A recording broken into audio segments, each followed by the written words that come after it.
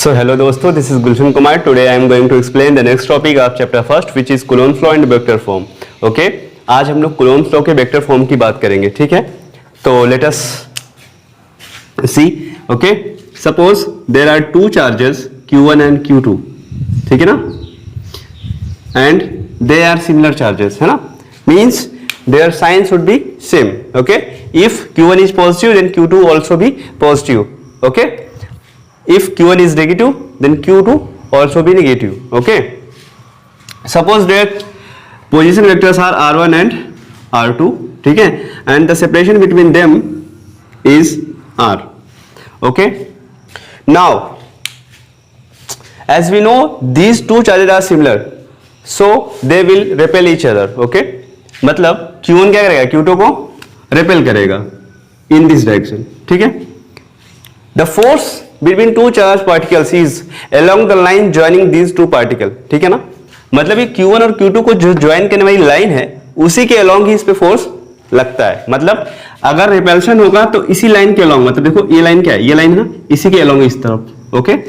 अगर अट्रैक्शन लगेगा तो भी इसी लाइन के along, मतलब अगर अट्रैक्शन होता बाय डिफॉल्ट तो इधर होता, ठीक है. मगर यहाँ पे क्या है, हमारा रिपल्शन है, तो इसी लाइन के along ही इस पे फोर्स लगता है. ये हमेशा आप याद रखो कि दो चार्ज पार्टिकल के बीच जो फोर्स लगता है वो उन दोनों चार्जों को ज्वाइन करने वाली लाइन के ही अलोंग लगता है हमेशा, ठीक है. ऐसा नहीं हो सकता कि इधर को धकेल दे, इधर धकेल दे, या फिर इधर से ऐसे घुमा के खींच ले.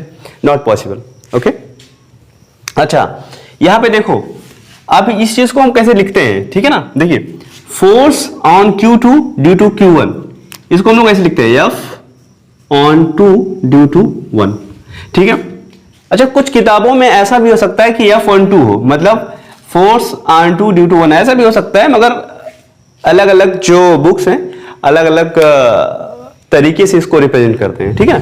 So don't worry about that कि अगर आपकी बुक में F ऑन 2 हो या F21 की जगह F ऑन 2 या F21 की जगह F ऑन 2 की जगह F21 हो, तो आप उसमें जो है उलझिएगा मत, ठीक है ना. अलग अलग किताबों का अलग अलग फंडा होता है, लिखने पढ़ा हूं, ठीक है ना. तो कुछ बुकों में ऐसा भी है, कुछ बुक में इसका अपोजिट भी है. So don't worry about that, ठीक है. सो यहाँ पे हमें कॉन्सेप्ट सीखना है बस. ओके. इससे मतलब नहीं किस लेटर से रिप्रेजेंट करते हैं. ओके. सो लेटर सी, F21 हमारा क्या है ना, फोर्स ऑन 2 यानी Q2 ड्यू टू Q1, ठीक है. अब ये इसको रिपेल करेगा तो ऑफ कोर्स इसी दिशा में रिपेल करेगा, ठीक है. अच्छा, चूंकि फोर्स हमारा क्या है, एक वेक्टर क्वांटिटी है, सो हम लोग कैसे दिखाते हैं. देखिए, एक चीज मैं बता देता हूं आप लोगों को, किसी भी वेक्टर क्वांटिटी को रिप्रेजेंट करने का ये तरीका होता है ना, vector A and direction of vector A, ठीक है ना. कोई भी वेक्टर आप जब लिखते हो, ठीक है, कोई वेक्टर आप जब लिखते हो तो उसको उसके मैग्नीट्यूड और डायरेक्शन दोनों के साथ रिप्रेजेंट किया जाता है. यही तरीका होता है वेक्टर को लिखने का, ठीक है ना. सपोज जैसे मैं एक बात मान लेता हूं, ठीक है. मान लो आपको दिखाना है 3 मीटर पर सेकेंड का वेलोसिटी. ओके. अब मान लीजिए कि आपको पॉजिटिव एक्स एक्सिस की दिशा में दिखाना है, ठीक है ना. तो इसको आप कैसे दिखाओगे, 3, जैसे मान लो इसको 20 रिप्रेजेंट करें तो हो जाएगा 3i कैप, ठीक है ना. ऑर्थोगोनल वेक्टर आप लोग जानते होंगे, अगर नहीं जानते तो मैं बता देता हूँ थोड़ा सा, ठीक है. ऑर्थोगोनल वेक्टर इनको बोलते हैं जो एक्स वाई जेड होते हैं. ये हमारा क्या हो गया, एक्स, ये हमारा वाई, ये हमारा जेड, ठीक है ना. ये तीनों एक्सिस क्या होती हैं, म्यूचुअली परपेंडिकुलर होती हैं, ठीक है. एक्स डायरेक्शन में अगर हमें यूनिट वेक्टर को रिप्रेजेंट करना है तो हम लोग आई कैप का इस्तेमाल करते हैं. वाई डायरेक्शन को अगर रिप्रेजेंट करना है तो जे कैप का, और के एक्सिस के डायरेक्शन को अगर रिप्रेजेंट करना होता है तो हम लोग के कैप का इस्तेमाल करते हैं. यहाँ पे मैंने क्या बताया कि कोई पार्टिकल का जो वेलोसिटी है 3 मीटर पर second in the direction of positive x axis, ठीक है ना.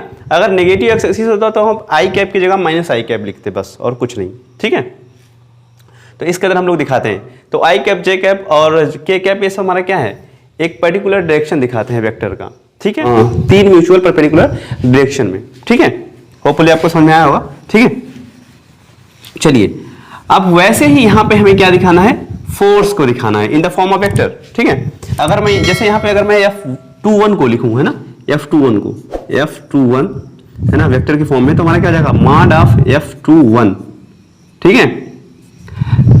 एंड डायरेक्शन, ठीक है. F21 का डायरेक्शन कैसे रिप्रेजेंट करेंगे बाबू, ठीक है. तो देखिए, यहां पे जो हमारा Q1 है और Q2 है, इनके जो पोजीशन वेक्टर हमारा क्या है, R1 और R2, ठीक है. आपका क्वेश्चन में हमेशा जो पोजीशन वेक्टर दिया रहेगा वो r1 और r2 के फॉर्म में दिया रहेगा, ठीक है।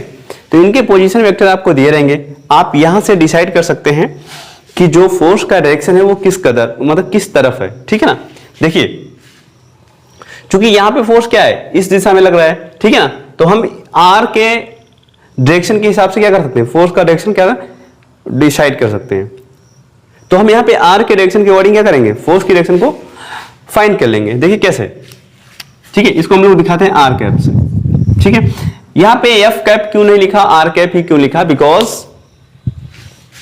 यहाँ पे जो हमारा डायरेक्शन मैंने बताया कि फोर्स का जो डायरेक्शन होता है वो along the line joining these two point charges होता है, मतलब इन दोनों पॉइंट को ज्वाइन करने वाला लाइन क्या है, r, ठीक है ना। तो r ही हमारा फोर्स का डायरेक्शन भी दिखाएगा, ठीक है, क्योंकि इसी के अलोंग फोर्स लगता है, ठीक है। तो देखिए यहाँ पे, अच्छा अब देखिए यहाँ पे F21 का मैग्नीट्यूड आपको निकालना है। F21 का मैग्नीट्यूड आप आराम से निकाल सकते हो, K Q1 Q2 अपान इनके बीच का सेपरेशन कितना है। देखो अगर मैं इस यहां से यहां तक की बात करूं तो हम इस डिस्टेंस को यूं लिखते हैं F12, मतलब 1 से 2 के बीच का डिस्टेंस, 1 से 2 के बीच का डिस्टेंस, ठीक है। तो यहाँ पे r कैप, हम r कैप भी क्या लिखेंगे, F12, ओके। अच्छा दूसरा, अब मैंने क्या बताया, यहां से अगर देखो तुम a कैप अगर निकालना चाहो, a कैप हमारा क्या आ जाएगा, vector a upon mod of vector a, ठीक है। मतलब यहां पे अगर r12 को मैं वेक्टर के फॉर्म में रिप्रेजेंट करना चाहूं, ठीक है, तो ये हमारा कुछ इस कदर हो जाएगा, k q1 q2 upon r12 का स्क्वायर, मतलब ये मैग्नीट्यूड का है ना। अगर ये वेक्टर होता तो ऐसा लगा रहता, ठीक है, ये मॉड है। और ये हमारा क्या है, r12 का कैप, r12 के कैप को हम लोग कैसे लिख सकते हैं, vector r12 upon mod of vector r12। देखो यहाँ पे हमने दिखाया ना इसे, ठीक है। यहां से हम लोग कैप r12 कैप का वैल्यू निकाल सकते हैं, ठीक है। इसको अगर हम फर्दर सॉल्व करें तो देखो कुछ इस कदर हो जाएगा, ये expression k q1 q2 upon, देखो r12 एक्चुअली है क्या, मैग्नीट्यूड की बात हो रही है ना, तो r12 क्या है, r1 से 2 के बीच का जो डिस्टेंस है क्या है, r ही है, ठीक है। और उसका भी वैल्यू वही होगा, मॉड है क्योंकि, ठीक है। तो r कितना हो जाएगा, r स्क्वायर, और एक बार यहाँ पे r आ जाएगा, r12 का मैग्नीट्यूड भी क्या होगा, r ही होगा, तो कितना हो जाएगा, r क्यूब, और हमारा हो गया r12 का वेक्टर, ठीक है। एक चीज यहाँ पे नोटिस करने वाली है बाबू लोग, ठीक है, वो यूं, जब यहाँ पे 2 1 होता है तो यहाँ पे क्या होगा, 1 2 होगा, और यहाँ पे जब 1 2 होगा तो यहाँ पे 2 1 होगा, ठीक है। इसलिए आप लोग बस ऐसे याद कर लो, ठीक है, अपोजिट डायरेक्शन में हमेशा इसको रिप्रेजेंट करते हैं, ठीक है। अब देखो जो Q2 होगा वो Q1 पे फोर्स लगाएगा, उसकी डायरेक्शन किधर होगी, इस दिशा में, ठीक है। इसको हम लोग लिखेंगे F12, ठीक है ना, force on 1 due to charge Q2, ठीक है। यहाँ पे क्या था, force on charge Q2 due to charge Q1, और यहाँ पे क्या है, force on charge Q1 due to charge Q2। दोनों का डायरेक्शन देखो क्या है, अपोजिट है, ठीक है। और मैग्नीट्यूड ऑफ कोर्स जिस फोर्स से इसको रिपेल कर रहा होगा उसी फोर्स से ये भी इसको क्या कर रहा होगा, रिपेल कर रहा होगा, तो दोनों का मैग्नीट्यूड क्या होगा, इक्वल एंड अपोजिट, ठीक है, और डायरेक्शन अपोजिट होगा, ठीक है। तो अगर यहाँ पे मैं बात करूं F12 की जगह हम लोग मतलब 2 1 की जगह 1 2 लिख दें तो सब कुछ वैसा रहेगा, बस यहाँ पे k q1 q2 upon r cube यहाँ भी रहेगा, यहाँ पे क्या हो जाएगा 2, ठीक है। तो ये हमारा क्या है, vector form of Coulomb law, ठीक है ना। तो देखिए बाबू, अब देखिए इसको मैं न्यूमेरिकल के थ्रू भी समझाता हूं तो आप इजीली इसको गेट कर ले जाओगे, है ना। ऐसे थोड़ा सा लग रहा होगा क्या अजीब सा बता रहा है ना, तो न्यूमेरिकल अभी मैं इसका लगवाता हूं तो आप बहुत इजीली इसको समझ जाओगे क्या कहना चाह रहा है ना। बहुत से टॉपिक ऐसे होते हैं जो वैसे थोड़ा बोरिंग टाइप की लगती हैं, मगर न्यूमेरिकल जब उसको सीखो तो इजिली क्या हो जाता है, समझ में आ जाता है कि क्या कहना चाह रहा है, ठीक है। तो देखो मेरी बात, यहां से हमें क्या पता चलता है, यहाँ पे एक चीज और भी जान लीजिए, देखिए जो वेक्टर r12 का डायरेक्शन होगा, है ना, उसका अपोजिट होगा r21 का डायरेक्शन, ठीक है। और एक चीज और मैं बता देता हूं, यहाँ पे जो r12 वेक्टर का मतलब क्या होता है, r2 vector minus r1 vector, ठीक है। उसी हिसाब से अगर आप r21 वेक्टर की बात करेंगे हो जाएगा r1 vector minus r2 vector, जहां पे r1 और r2 हमारे क्या है, position vector of q1 and q2 charges, और ये हमारा क्या है, डिस्प्लेसमेंट वेक्टर है, क्या है, डिस्प्लेसमेंट वेक्टर। सब 11th में आप लोग पढ़े होंगे, ठीक है, नहीं पढ़े हैं तो भी कोई दिक्कत नहीं है, देखिए जैसे जैसे मैं बता रहा हूँ शॉर्टकट में आप सीखते रहो, ठीक है ना। ओके, तो यहां से हमें एक चीज और पता चला कि जो हमारा F12 है ना वेक्टर, ये माइनस हाफ F21, ठीक है ना। और इजिली यहां से देखा भी जा सकता है, ठीक है, कि Q1 इसको इस दिशा में फोर्स लगा रहा है, तो Q2 इसको उसके अपोजिट दिशा में फोर्स लगा रहा है। दोनों F12 और F21 का जो डायरेक्शन है क्या है, opposite to each other. Okay, so यहां से इजिली हम लोग समझ सकते हैं कि जो Coulomb's law in vector form है ना, वो क्या होता है। ठीक है, अब देखो एक न्यूमेरिकल लेता हूं, उसके थ्रू आपको शायद बहुत इजिली समझ में आए कॉन्सेप्ट कैसे यूज करना है और क्या बताना चाहता है ये, ठीक है ना। सो देखो, चलिए एक क्वेश्चन के थ्रू हम लोग समझते हैं कॉन्सेप्ट को। ठीक है, सपोज यहाँ पे एक हमारा क्या है चार्ज Q1 और यहाँ पे एक चार्ज Q2। ठीक है, इस चार्ज का जो मैग्नीट्यूड है, वो है 5 माइक्रोकूलम। ठीक है, इसका कितना है 3 माइक्रोकूलम। और इनकी पोजीशन वेक्टर है ना, ये इसकी जो पोजीशन है वो है 1 3 2 कितनी है, और इसकी पोजीशन जो है हमारा क्या है 3 5 1। ठीक है, अब देखिए यहां से इजीली आप समझ सकते हैं कि 3 1 का मतलब क्या है, एक्स एक्सिस के अलोंग, और 3 वाई एक्सिस के अलोंग, 2 जेड एक्सिस के अलोंग। सिमिलरली जो हमारा पोजीशन, ये जो हमारा चार्ज Q2 है उसकी भी पोजीशन हमको दी है। ठीक है ना, तो यहां से अगर आप R1 वेक्टर लिखे तो हमारा क्या हो जाएगा 1 i cap plus 3 j cap plus 2 k cap. Similarly हमारा जो R2 वेक्टर होगा है ना, वो हमारा कितना जाएगा 3 i cap plus 5 j cap और प्लस k कैप। ओके, अब देखो हमें क्या निकालना है, हमें निकालना है इसको, अगर मैं मान लूं Q1, इसको मान लूं Q2। ठीक है, तो हमें क्या निकालना है F21। ठीक है, force on charge Q2 due to charge Q1 and force on charge 1 due to charge Q2। इन्हीं दोनों की वैल्यू हमें फाइंड करनी है। तो देखो बाबू, ठीक है, अभी हमने आपको डिराइव करवाया था, फॉर्मूला क्या था हमारा F12 ही मैं मान लेता हूं। ठीक है, F12 की बात करें तो कैसा हो जाएगा हमारा Q1 Q2 अपान R3, और दूसरा हमारा क्या है मैंने बताया था जो यहाँ पे हो अगर 1 2 है तो यहाँ पे 2 1 हो जाएगा। ठीक, इजिली। अब देखो कैसे इस्तेमाल करते हैं। ठीक है ना, ये तो हमारा मैग्नीट्यूड बता देगा इजिली। ठीक है, सो सबसे पहले हम लोग R21 की वैल्यू फाइंड करते हैं। R21 का मतलब क्या होता है, देखो R21 मतलब क्या हुआ हमारा R1 vector minus R2 vector. क्या होता है हमारा R1 vector minus R2 vector. ठीक है, और यहां से देखो R1 वेक्टर का वैल्यू कितना दिया हमें i cap plus 3 j cap plus 2 k cap minus का 3 i cap plus 5 j cap plus k cap. अगर इसको मैं सॉल्व करूं तो माइनस का 2 i कैप हो जाएगा, 3 माइनस 5 माइनस का 2 j कैप हो जाएगा, और 2 माइनस 1 प्लस का k कैप हो जाएगा।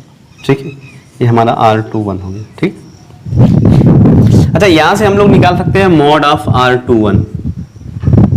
R21 का मॉड हम निकालें अगर तो क्या हो जाएगा हमारा रूट ऑफ 2 का स्क्वायर माइनस 2 का स्क्वायर प्लस माइनस 2 का स्क्वायर प्लस 1 का स्क्वायर। तो कितना हो जाएगा हमारा, देखो 2 का स्क्वायर 4, 2 का स्क्वायर 4 और प्लस 1 कितना हो गया 9, जिसकी वैल्यू कितना था 3। तो यहां से हमें पता चल गया कि मॉड ऑफ R21 या R12 दोनों का मैग्नीट्यूड क्या होगा, सेम ही होगा। ठीक है, क्या है हमारा 3 है, क्या बाबू 3 है, जिसको हम लोग कह सकते हैं R। ठीक है, R हमारा कितना है 3। ठीक है, अब हमें निकालना है F12 हम आराम से निकाल सकते हैं। यहां पे देखो K का वैल्यू कितना होता है 9 इंटू 10 टू द पावर 9। यहाँ पे Q1 का वैल्यू 5 माइक्रोकूलम है, तो 5 माइक्रोकूलम 10 की पावर माइनस 6 रखो। ओके, और Q2 की जगह कितना है बाबू 3 है, तो 3 इंटू 10 की पावर माइनस 6 रखो। K Q1 Q2 अपान R स्क्वायर, यहाँ पे R क्यूब है, R क्यूब का मतलब क्या 3 का क्यूब, तो 3 इंटू 3। ओके, अब R21 की बात करते हैं। R21 यहाँ से आपने कितना निकाला, देखो माइनस का 2 i कैप माइनस का 2 j कैप प्लस का k कैप। आप यहाँ पे रख दो इसको वेक्टर के साथ ही, माइनस का 2 i कैप माइनस का 2 j कैप प्लस का k कैप, माइनस का 2 i कैप माइनस का 2 j कैप। ठीक है, ओके। अब नेक्स्ट हम लोग बात करेंगे, देखो 3 3 जा 9 से 9 से 9 उड़ गया, 3 से 3 उड़ गया। ठीक है, यहाँ पे हमारा क्या आ गया 5 इंटू 10⁻³ ये हमारा 6 और 6 हो जाएगा 12, और यहाँ पे 9 प्लस में है तो आप माइनस करोगे -3 आ जाएगा, और यहाँ पे हमारा गया माइनस का 2i कैप माइनस का 2j कैप प्लस का k कैप।